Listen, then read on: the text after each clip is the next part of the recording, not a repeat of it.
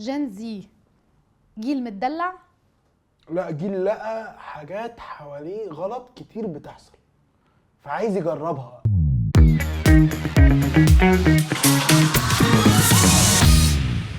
ازيك يا كريم يا شعبان؟ اخبارك ايه؟ الحمد لله. لا انت صوتك وطي كده ليه؟ ما انت كان صوتك عالي دلوقتي. تمام. ايوه تمام كده ايوه تمام. كده علي صوتك. ماشي. لا مالكش دعوه باللي يعيد بقى واللي ما يعيدش، انت آسف. علي صوتك وخليك معايا. اخبارك سوري. ايه؟ الحمد لله. انت عندك كام سنه؟ 17 years old. اوكي. جريد جريد 12. جريد 12 خلاص هانت، كلها كام شهر تخش الجامعه؟ 3 شهور عارف هتدخل ايه؟ بزنس ان شاء الله. ان شاء الله. كريم ايه اكتر حاجه بتحبها في الدنيا؟ والله عيلتي بحبهم جدا. واكتر حاجه بتكرهها؟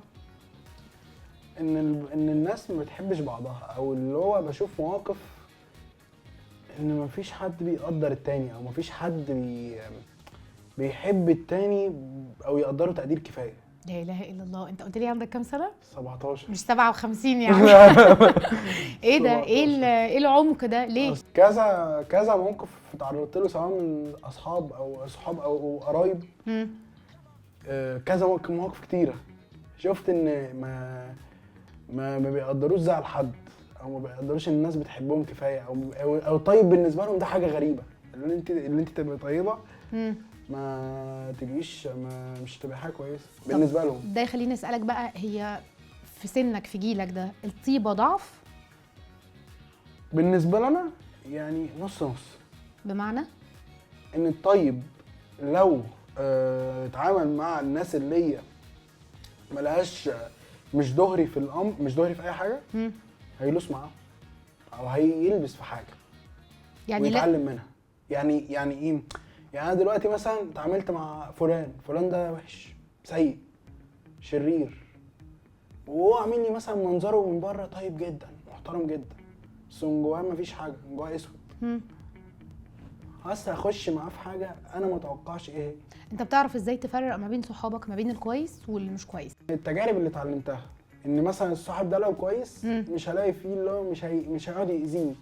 طب ايه مواصفات صاحبك الكويس؟ جدع، محترم، طيب، حنين. ماشي. والحاجات دي بتعرفها بعد قد ايه وازاي؟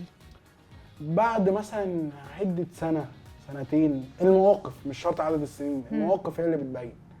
لو الشخص ده كويس مثلا هيقول مثلا هيشجع فلان ده اللي هو يعمل حاجة كويسة، او يدعمه في الشيء لو كويس. اوكي. ولو الشخص ده وحش هيجر معاه في حاجة مش حلوة. طب والاغلبيه ايه في الجيل بتاعكوا ده؟ الأغلبية وحشين ولا حلوين؟ مش الكل. الأغلبية سيئين، وحشين يعني. انت عارف انت الكلام ده هتتحاسب عليه جامد. انت اللي من الجيل بتقول ان الاغلبيه وحشين؟ الأغلبية مش الكل. في جزء كويس، جزء بسيط، اللي هو مثلا جزء قليل محترم جدا، بيعمل حاجات كويسة جدا ممكن تفيد البشر اللي قدام. الصدق، الطيبة، المساعدة والمساندة في أي شيء. خليني اقف هنا ثواني واقول لك، الصدق والاحترام والطيبه والحاجات دي بيتعلموها منين؟ يعني من اهاليهم اولا، تمام، ومن عده المواقف. حلو. او امثله حيه. دي فرصتي. الوحشين بقى، الحاجات الوحشه اللي فيهم دي كلها بيتعلموها منين برضو؟ الاهل برضو. الاهل ليه كل بني ادم ليه بيئه بيطلع منها، او عيله بينشئ منها. ممكن مثلا واحد عيلته تبقى سيئه فيطلع هو في عاداتهم، فهو يطلع معاهم، يطلع منهم. بس يا كريم انا عندي معلومه كده ومعرفش اصلحها لي، يعني ان في اهل بيحاولوا وبيربوا وبيعملوا كل حاجه كويسه وبرضه الولد بيطلع مش كويس. هنا بقى حاجه تانية. ايه بقى؟ هنا بقى الصحاب. هنا بقى اصل بيقولوا الصاحب ساحب. صح. الصاحب ساحب يعني ايه؟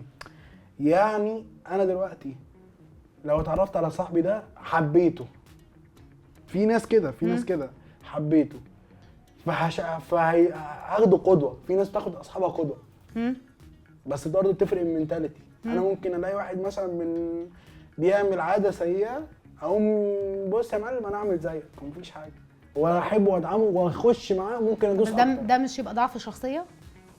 ده الشخص نفسه يبقى هو ما عندوش شخصيه بتاعته. هنا بتفرق. يعني في اهالي مثلا بتعصب، يعني في اهالي اللي هم بيشدوا على اولادهم، فاولادهم ممكن يطلعوا من غير شخصيه. يعني انت بتقول ان الاهالي اللي بتشد على اولادها احتمال كبير الولاد يطلعوا من غير شخصيه. هو انا الاهالي تشد، بس في الشد ليه حدود.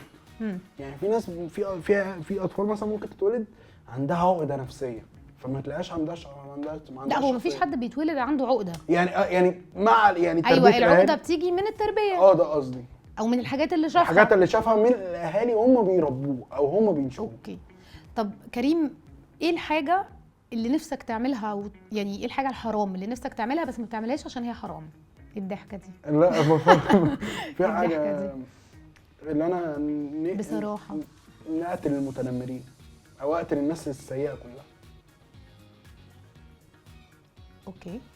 طيب بس لولا اللي هو حرام ما كان زمان عملتها من زمان. طيب وايه طيب ولو كان النهارده اخر يوم ليك في الدنيا هتعمل ايه؟ او بكره اخر يوم ليك في الدنيا هتعمل ايه النهارده؟ هسلم على اللي بحبهم، والله اسلم على اللي بحبهم واقول لهم اللي انا بحبهم، ولو حد زعلان مني وده نادر اقول له سامحني، هو نادر. عملت اللي عليا قدام ربنا، مش نادر. هيفرق معايا حاجه.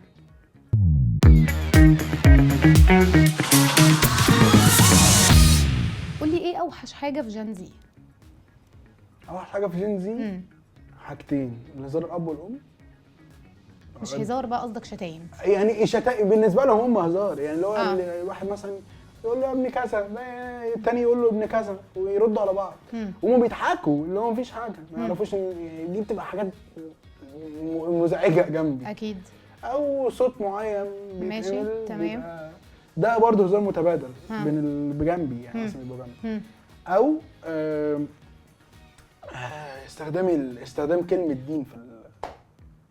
الدين في الالفاظ. بالشتيمه برضو. ده يعني أكتر. الشتائم يعني مجمل اللي بتقوله الهزار الزايد عن الحدود الطبيعيه. عن الحدود الطبيعيه. في استخدام الشتايم للاهل الاب والام والدين في الموضوع. والدين في الموضوع ساعات. زائد استخدام يعني بيتعاملوا ان الحاجات دي عادي. طيب استخدام الاشياء ان هو مثلا الاشياء المحرمه عادي مفيش حاجه. لا اقف بقى هنا ثانيه، انا لسه هاخد الجزء الاولاني بس عايزه الجزء الثاني ده. يعني ايه الاشياء المحرمه عادي؟ مثلا انا دلوقتي قلت يا زميلي انا شربت خمر عادي والدنيا ماشيه زي الفل، ما تيجي تشرب معايا يوم عادي. ده كده مثلا، ده اكزامبل. اللي هم مهما كان اللي جنبهم ده متدين ولا محترم ولا في حاله، مش فارق معاهم حاجه، يعني اللي انت جهرت بالذنب. واحنا شايفين ده بنسبه كبيره وبنجيبكم علشان نتكلم معاكم علشان نفهم ده جاي من فين. الاباحه في الكلام والشتايم والدخول في المحرمات زي ما انت بتقول او كده، وان كل حاجه بقت عادي وكول، ده جاي من فين؟ منتاليتي من واحد لواحد بتفرق. طيب ماشي، احنا عرفنا هنا ايه الوحش من وجهه نظرك في جنزي. ايه الحلو في جنزي؟ الحلو اللي هم لما بيبقوا عايزين يشتغلوا او عايزين يعملوا حاجه كويسه، جواهم اللي هم يعملوا حاجه كويسه، جواهم اللي انا يعني هم مثلا لو حد قرص عليهم بس قرصه، اللي هم مثلا يشتغلوا او يعملوا حاجه كويسه. ممكن يكبروا، يعني ممكن اللي يشد عليهم ده الاهالي لما تشد بتكبر البذره الكويسه اللي جواهم. يعني انت يا كريم مع الاهالي انها تشد؟ انا كاكزامبل، انا بيفر كويس جريد 9 جريد 10 سوري، اول ترايمستر قبل الامتحانات انا كنت وحش اكاديميكلي منتهي، يعني شبه يعني معدوم. اهلك شدوا عليك؟ ابويا شد عليا، كانت شده كويسه، شده حلوه بالنسبه لي، شده فوقني. جنزي جيل متدلع؟ لا، جيل لقى حاجات حواليه غلط كتير بتحصل فعايز يجربها، فضول. جنزي ظالم ولا مظلوم ولا محظوظ؟ 3 مع بعض. محظوظ ان لا. اديني السبب لكل واحده فيهم. تمام. محظوظ ليه؟ ليه؟ محظوظ لان جاله حاجات تخليه ينبسط من غير ما يفهم هو ايه اللي عليه، جاله حقوق من غير واجبات في حاجات خصصت له الحاجات دي. مظلوم ليه؟ مظلوم لان البيئه العوامل الخارجيه اللي حواليه سيئه، فبيبقى عايز يجربها فضول. ظالم ليه؟ ظالم لان ما بيعرفش يقدر مشاعر ما بيعرفوش يقدروا مشاعر بعض. المعظم ما بيعرفوش يقدروا يعني ايه انا احب بني ادم، او انا اقدر بني ادم واقدر زعله، واقدر هو مثلا يعني ممكن يحس يعني اللي هو مثلا متضايق، لا اسيبه عشان متضايق شويه. ما يعرفوش يحكموا الحته دي.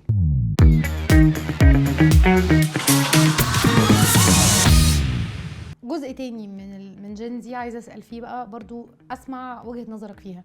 البنات اللي بتاخد اصحابها الولاد بالاحضان دول شايفهم بيعملوا حاجه غلط ولا عادي؟ غلط لان ربنا سبحانه وتعالى حرم ان البني ادم يلمس المرأة الا لو يعني الا لو في علاقه زواج. اتعلمت ايه حاجه ايجابيه من تربيتك؟ اتعلمت اللي انا ازاي احب الناس وازاي اقدرهم. حاجه سلبيه اتاثرت فيك من تربيتك؟ ان مندفع وانفجاري في العصبيه. مين كده في البيت، بابا ولا ماما؟ ابويا، يعني ابويا بس اللي هو ايه طيب بس عصبي شويه. اوكي، انت قريب لمين في البيت اكتر، بابا ولا ماما؟ والله انا قريب للاثنين، بس الاقرب ماما. يعني ماما لو في مثلا في حاجات ممكن تأثر عليا لو مصايب حصلت، بس ابويا في الاخر بيعرف. بس يعني ايه ماما مثلا يا ماما انا عملت كذا يعني او ممكن يكون صدر مني فعل كذا، او لما بتضايق قوي في حاجه مضايقاني بقعد افضفض مع هو اكتر.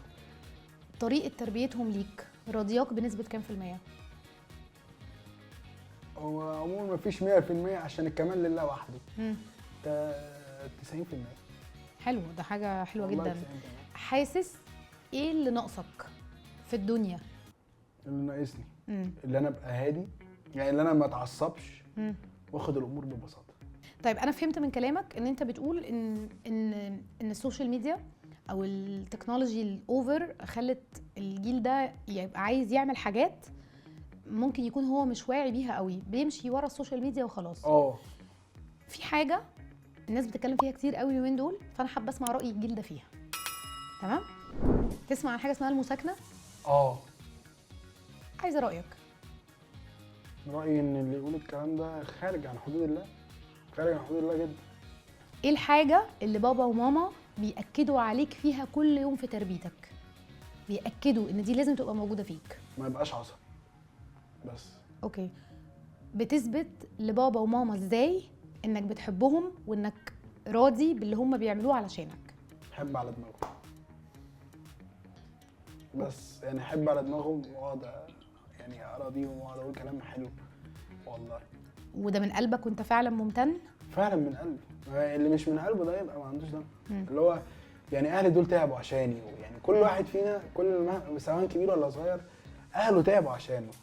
طيب ماذا لو بابا اتجوز على ماما وعمل فرح، تحضر فرحه؟ نهائي لا. عشان حقه بس عشان ما ينفعش ولا عشان خايف على زعل ماما؟ بالنسبه لنا الاثنين برضه. دبلوماسي انت يا كريم. ليه؟ صح؟ مش حاسه كده. طيب قررت ترفع قضيه على بابا وماما، هتتهمهم بايه؟ لا والله مفيش حاجه اتهمهم بيها، والله ما عنديش اي. هو عادي يا كريم انت عشان عارف ان بابا هيتفرج على الحلقه. اقسم بالله ابدا، والله ابدا. انا بقول لك ان مثلا ابويا مثلا عيبه اللي هو بيدي كلام صعب، بس حقه الراجل قوي، يعني ابنه زعلان عليه عادي ممكن يعني مفيش حاجه. والله ابدا. انا طيب. يعني بحب، انا ليا اصلا اخ كبير كمان في العمر، 3 بحبهم جدا، دول اللي هم ما اقدرش اقول لهم بم. طيب ربنا يخليهم لك. امين يا رب. طيب لو قلت لك عندنا كده حاجه اسمها رساله الى مسؤول حكومه، اوكي؟ لو قلت لك قول الرساله اللي انت عايزها للمسؤول اللي انت عايزه، تختار تقول لمين وتقول له ايه؟ وزير التربيه والتعليم. حلو. ان وزير التربيه والتعليم المفروض يعلي التعليم اكتر عشان يطلع جيل اكتر، يطلع جيل كويس اكتر، يزود حاجات في التعليم تخلي البني ادم يعلى اكتر. زائد اللي هو يشوف المشاغبين في جيلنا او مشاغبين في سننا اللي بيتعلموا، يحط لهم حد قوي يخليه يعني يحط لهم قانون قوي يخليهم ما يعرفوش يعملوا حاجه. يعني لو عملوا حاجه ياخدوا العقاب معين، يعني يبقى في حزم برضه. يبقى في حزم اكتر كبير.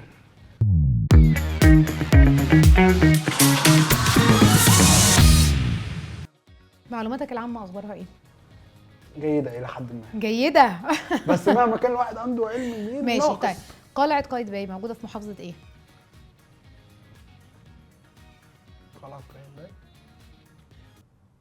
انت قلت لي جيده. جيده الى حد ما. الى حد ما. جيده الى حد ما دي توحي لي ان انت هجاوب كل الاجابات. يلا. قلعه قايتباي موجوده في محافظه ايه؟ قايتباي اسكندريه. صح. صح. طب ما انت شاطر اهو. اه متردد فكرة. ليه؟ طيب قائد عربي واسلامي هزم الصليبيين في معركه حطين، مين هو؟ حاطين قائد عربي تاريخ واسلامي هزم الصليبيين في معركه حطين. خالد بن الوليد. نو. طيب هقول لك كلمه وقول لي معناها. اوكي، كلمات وقولي معناها، كلمات بتاعت جان زي. هقول لك كلمه وقول لي معناها، ماشي؟ رز. رز. لا مش عارفها. يعني الولد ده رزق قوي. غني. يعني قوي، يعني ريز. لا. لا سوري. لا بص ما تفتيش، عارف قول، مش عارف ما لا ما انا تفتيش. افتكرت. طيب اوكي، بوجي. لا مش عارف اقول. انت مش من جان زي ولا ايه؟ انا ما انا بقول. دولولو. دولولو. لا مش عارفها والله. بجد؟ والله. طيب جلوب. عالي المعرفه. لا ولا كلمه من جان زي. انت مش من جان زي. والله انا جنزي بس مش مندمج معاهم، انا مندمج في حاجات تانية في عصر اقدم. اوكي طيب سؤال وعقاب. هسألك أسئلة وهترد عليا، لو ما ردتش الإجابة المظبوطة هدي لك العقاب، أو لو رفضت إنك ترد السؤال هتعمل العقاب. تمام. أول سؤال، اسم واحدة صاحبة ماما أنت ما بتطقهاش. يا نهار اسود. العقاب هتنكش شعرك على الآخر، أنت طلعت من غير شعر، هعمل لك عقاب تاني. هعمل لك عقاب تاني، هتقول اسم واحدة صاحبة ماما ما بتحبهاش ولا أديك عقاب؟ لا اديني عقاب أهون. بجد؟ اديني عقاب أهون. والله. العقاب هتحط روج. لا مستحيلة دي. لا ده انا اتنفخ فيها دي. لا مفيش حاجة. يبقى قول.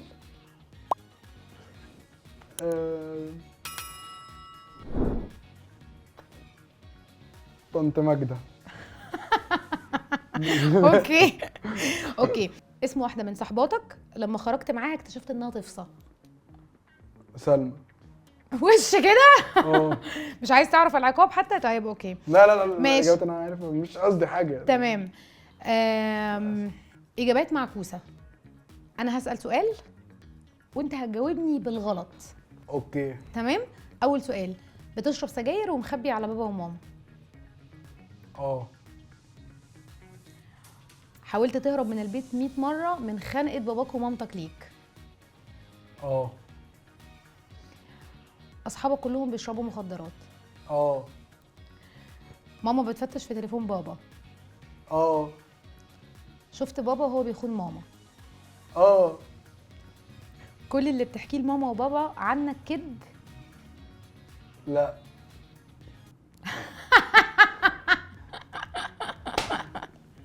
اوكي بس تاكد على جمله، بس ايه، تاكد على جمله ان ارد الاجابه معكوسه، عشان في الاول 3 حاجات دي لو هتطير فيها رقبتي. طيب اوكي، اخر سؤال هساله لك، حاسس انك مميز؟